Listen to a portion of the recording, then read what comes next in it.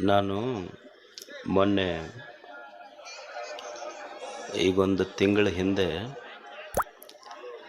ಮಹಾಲಿಂಗಪುರ ಪ್ರವಚನಕ್ಕೆ ಹೋಗಿದ್ದೆ. ಆ ಮಹಾಲಿಂಗಪುರ ಪ್ರವಚನಕ್ಕೆ ಹೋದಾಗ ಅಲ್ಲಿ ಒಂದು ಪಕ್ಕದ ಹಳ್ಳಿ ಚಿಮ್ಮಡ ಅಂತಿದೆ. ಆ ಊರಿಗೆ ಪಾದಯಾತ್ರಕ್ಕೆ ಹೋಗಿದ್ವಿ. ಆ ಊರಾಗ ಜಾತ್ರೆ ಮಾಡ್ತಾರೆ.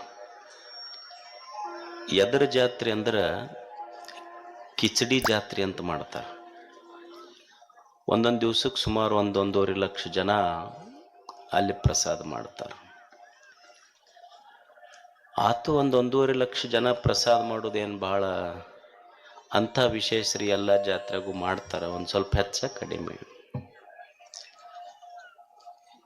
ಆ ಜಾತ್ರೆ ವಿಶೇಷತೆ ಏನಂದ್ರೆ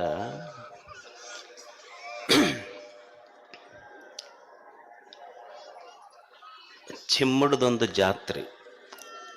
ಆ ಜಾತ್ರೆ ವಿಶೇಷ ನನಗೇನವರು 1 ಲಕ್ಷ ಮಂದಿಗೆ ಉಣಿಸಿದ್ದು ದೊಡ್ಡದು ಅನಿಸಿಲ್ಲ ನನಗೆ. ಈಗ ನಮ್ಮಲ್ಲಿ ಜಾತ್ರೆಗೆ ದಿವಸ 3-4 ಲಕ್ಷ ಮಂದಿ ಉಣ್ತಾರೆ. ಆದ್ರೆ ಆ ಜಾತ್ರೆಗೆ ಒಂದು ಭಾಳ ವಿಶೇಷ. ಈಗ ಜಾತ್ರೆಗೆ ಬರ್ತಾರೆ, ಜಾತ್ರೆಗೆ ಬಂದವ್ರ ದೊಡ್ಡ ಸಮಸ್ಯೆ ಏನಂದ್ರೆ ಪಾದರಕ್ಷೆ ಸಮಸ್ಯೆ. ಅಂದ್ರೆ ಎಲ್ಲಿ ಬಿಟ್ಟೇವೋ ಎಲ್ಲಿ ಹೋಗೈತೆ. ಮತ್ತು ಕೆಲವು ಮಂದಿ ತಮ್ಮ ಹಳೆ ಬಿಟ್ಟು ಹೊಸವು ಹಾಕೊಂಡು ಹೋಗ್ಬೇಕಂತನ ಜಾತ್ರೆಗೆ ಬಂದಿರ್ತಾರೆ. ಅವರು ಈ ಪೊಲೀಸರೊಳಗೆ ಎನ್ಕೌಂಟರ್ ಸ್ಪೆಷಲಿಸ್ಟ್ ಅಂತ ಇರ್ತಾರೆ, ಕೇಳಿರಿಲ್ಲ ನೀವು? ಪೊಲೀಸರಿಗೆ ಎನ್ಕೌಂಟರ್ ಸ್ಪೆಷಲಿಸ್ಟ್ ಅಂತ ಇರ್ತಾರೆ. ಅಂದ್ರೆ ಎಲ್ಲಿ ಗುಂಡ ಹಾಕ್ತಾರ ಅವ್ರು ತಪ್ಪಂಗಿಲ್ ಗುರಿ. ಹಂಗೆ ಇವರು ಪಾದರಕ್ಷೆ ಮಂದಿ ಎನ್ಕಾಶ್ ಸ್ಪೆಷಲಿಸ್ಟ್ಸ್ ಇವರೆಲ್ಲ. ಇದು ಎಲ್ಲಾ ಜಾತ್ರೆಗೂ ಸಮಸ್ಯೆ. ಬಂದು ಭಕ್ತರಿಗೆ ಆಗ್ತೈತಿ ಪಾಪ.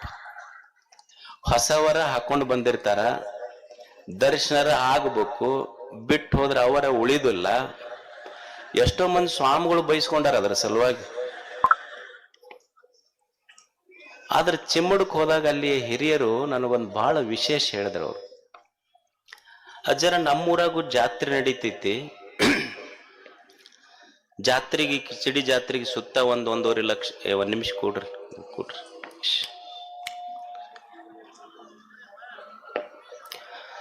1.5 ಲಕ್ಷ ಜನ ಬರ್ತಾರ. ಬಂದವ್ರು ನಮ್ಮ ಊರಿಗೆ ಬಂದವ್ರು ಪಾದರಕ್ಷೆ ಬಿಟ್ಟು ಗುಡಿಯಾಗ ಹೋಗಿ ಬರೋದ್ರಾಗ ಪಾದರಕ್ಷೆ ಉಳಿತಿದ್ದಿದ್ದಿಲ್ಲ. ಅದಕ್ಕೆ 1983 ನಮ್ಮ ಊರಿನ ಕೆಲವು ಜನ ಹಿರಿಯರು ಯುವಕರು ಸೇರಿಕೊಂಡು ನಾವೇನ್ ಮಾಡಿದ್ವಿ ಅಂದ್ರೆ ಪಾದರಕ್ಷೆ ಯಾರು ಕಾಯ್ತಾರ ಅಂತ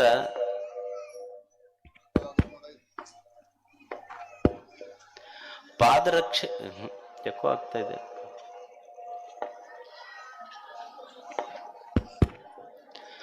ಪಾದರಕ್ಷೆ ಯಾರು ಕಾಯ್ತಾರ ಅಂತ ತಿಳ್ಕೊಂಡು ನಾವ್ ಯಾರಿಗಾರ ಕಾಯೋರಿಗೆ ಹಿಡ್ಕೊಳಕ್ ಹೋಗ್ಲಿಲ್ಲ.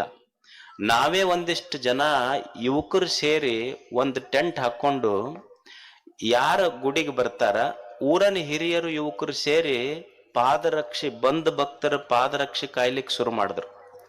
1983 ಇದನ್ನ ಶುರು ಮಾಡಿದಾಗ 25 ಪೈಸೆ ಒಂದ್ ಜೊತೆ ಕೊಟ್ರು ಅಂದ್ರೆ 25 ಪೈಸೆ ಕೊಡ್ಬೇಕು ಅವ್ರಿಗೆ.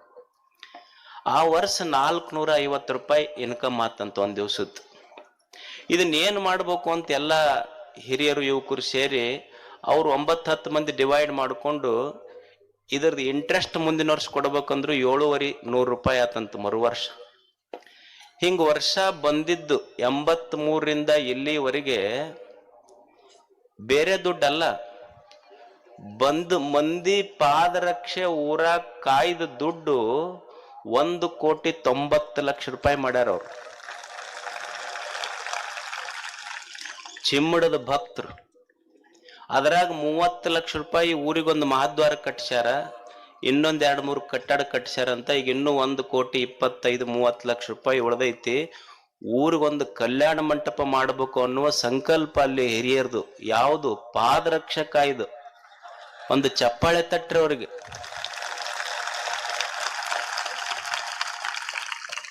ಪಾದರಕ್ಷೆ ಹಾಕೊಂಡು ಹೋಗೋರ ಮಧ್ಯದೊಳಗೆ ಅದನ್ನು ಉಳಿಸಿ ಊರು ಉಳಿಸ್ಯಾರಲ್ಲ, ಅದು ದೊಡ್ಡದೈತಿ. ಒಬ್ಬ ಸಂತ ಬರಿತಾನ, ಇದು ಒಂದು ಭಕ್ತರ ಪಾದರಕ್ಷ ಕಾಯುವುದೈತಲ್ಲ, ಇದು ಒಂದು ಯೋಗ. ಇದು ಒಬ್ಬ ಸಂತ ಬರಿತಾನ, ಕೇಚಿತ್ ಜ್ಞಾನಾವಲಂಬಿನ ಕೇಚಿತ್ ಕರ್ಮಾವಲಂಬಿನ.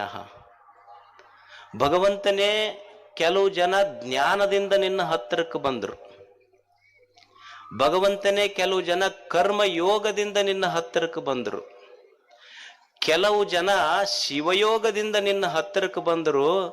ನಾವು ಜ್ಞಾನ ಯೋಗನೂ ಮಾಡಲಿಲ್ಲ, ಕರ್ಮಯೋಗನೂ ಮಾಡಲಿಲ್ಲ, ನಿನ್ನ ಹತ್ತಿರ ಬರ್ಬೇಕಂತ ಶಿವಯೋಗನೂ ಮಾಡಲಿಲ್ಲ, ಆದ್ರೆ ನಿನ್ನ ಹತ್ತಿರ ಬರುವ ಜನರ ಪಾದರಕ್ಷ ಕಾಯುವ ಸೇವಾಯೋಗ ಮಾಡದವರು ಅಂತ ಚೆಮ್ಮಡದ ಜನ. ವಯಂತು ಹರಿದಾಸನಾಂ ಪಾದರಕ್ಷಾವಲಂಬಿನ. ಕಟ್ಟಬೇಕು ಊರೊಂದು ಇಂಥದ್ದು. ನೋಡಿ ಎಷ್ಟು ನನಗೆ ಬಹಳ ಇನ್ಸ್ಪಿರೇಷನ್ ಅನ್ನಿಸ್ತು, ಸ್ಫೂರ್ತಿ ಅನ್ನಿಸ್ತು ನನಗೆ ವೈಯಕ್ತಿಕವಾಗಿ. ಹಳ್ಳಿಗಳಲ್ಲಿ ಇಂಥ ಒಂದು ಸಣ್ಣ ಸಣ್ಣ ನೋಡಿ, ಒಂದು ಸಣ್ಣ ಐಡಿಯಾ. ನಾವು ಜಗತ್ತಾಳೋದಿಲ್ಲ, ಅಧಿಕಾರ ಜಗತ್ತಾಳೋದಿಲ್ಲ, ಐಡಿಯಾಸ್ ರೂಲ್ ದಿ ವರ್ಲ್ಡ್. ವಿಚಾರಗಳ ಜಗತ್ತನ್ನು ಆಳ್ತವೆ ಅನ್ನೋದಕ್ಕೆ ಇದೊಂದು ಸಣ್ಣ ಐಡಿಯಾ ಇದೆ. ಅದಕ್ಕೆ ಅಂಥ ಹಳ್ಳಿಗಳಿಗೆ ನೋಡ್ರಿ, ನಾವೆಲ್ಲ ಕೇಳ್ತಿರ್ತೀವಿ ಗುಡಿ ಎದಕ್ಕೆ ಹೆಂಗ್ ಕಟ್ಟಕತ್ತಾರ. ಇತ್ತಿತ್ಲಾಗ ಹಳ್ಳ್ಯಾಗಂತೂ ಆ ಗುಡಿ ಕಟ್ಟದ್ರ ಕೇಳಿದ್ರ ಗುಡಿಯಾಗಿನ ದೇವ್ರನ್ನ ಈ ಊರ ಬಿಟ್ಟು ಹೋಕೇನಂತ ಹಂಗ ಕಟ್ಟಕತ್ತಾರ. ಗೊತ್ತೈತಿಲ್ಲ ನಿಮ್ಗೆ ಹೆಂಗ್ ಕಟ್ತಾರ? ಹರಾಜ್ ಮಾಡ್ತಾರ. ಏನು ನಾವ್ ಹೇಳೋದ್ ಬೇಡ, ನಿಮ್ಗೆ ಗೊತ್ತಾಕೈತದ.